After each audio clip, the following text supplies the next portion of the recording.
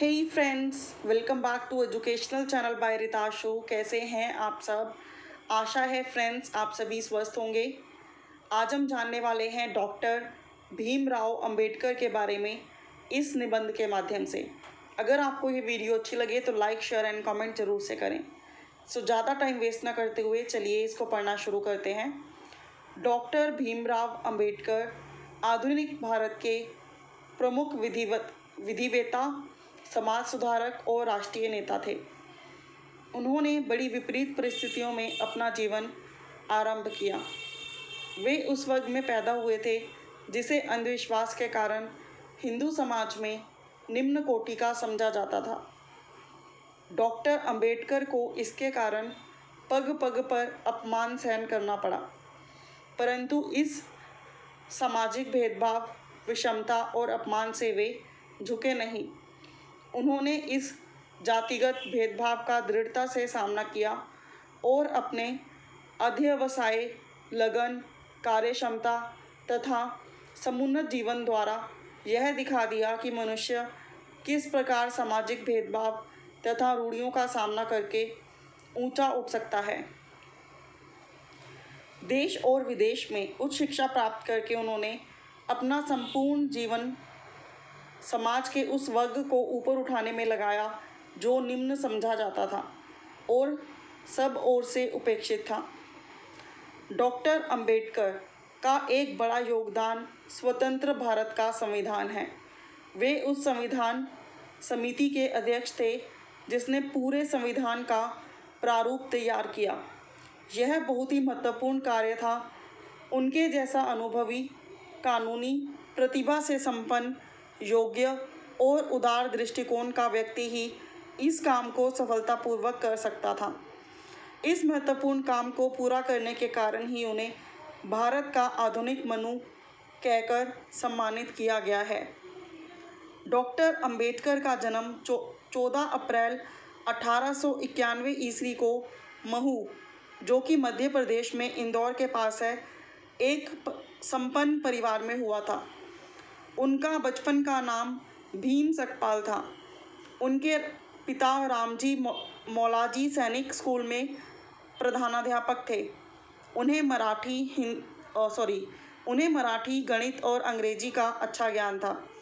घर का वातावरण धार्मिक था और परिवार में कबीरपंथी उदार विचारों का पूरा प्रभाव था। समाज में उस समय जो ऊंच नीच और छुआछूत की संकीर्णता फैली हुई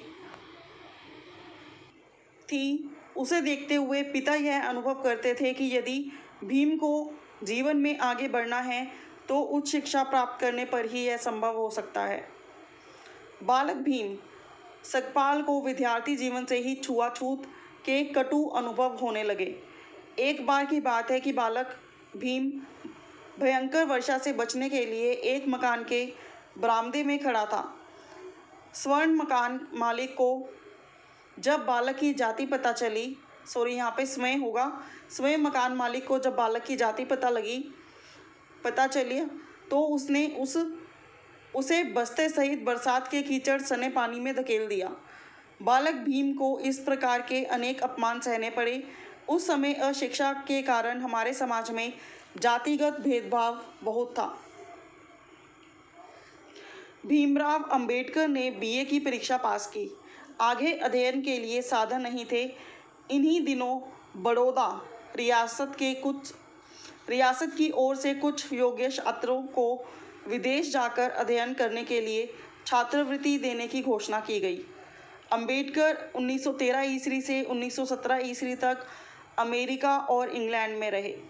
उन्होंने अर्थशास्त्र, राजनीति शास्त्र और कानून का गहन अध्ययन किया और पीएचडी की डिग्री प्राप्त की। डॉक्टर अंबेडकर महाराजा के सैनिक सचिव के पद पर थे, फिर भी उन्हें अपने ही कार्यालय में बड़े कटु व्यवहारों का सामना करना पड़ा।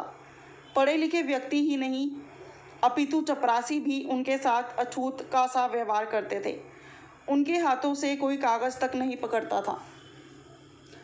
भारत के स्वतंत्र होने तक डॉक्टर अंबेडकर अपनी विद्वता, संगठन शक्ति और सुलझे विचारों के कारण देश में अपना विशेष स्थान बना चुके थे।